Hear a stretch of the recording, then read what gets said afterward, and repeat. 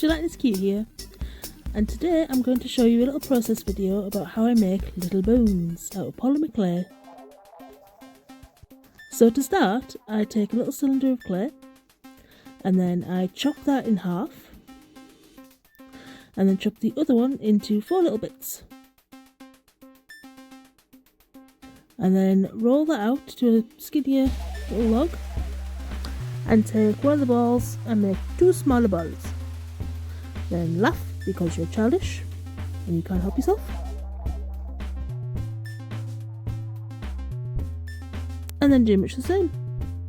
Make 2 more smaller balls and attach them to the other end. Then take your needle tool and start pushing it all together. Use fingers as well to sort of make sure it smooths down, attaches, add some texture.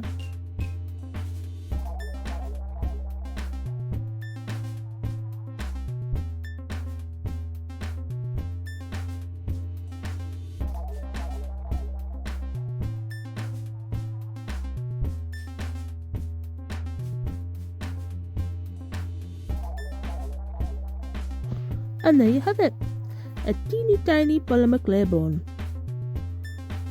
I use mine for inside my gelatinous cubes,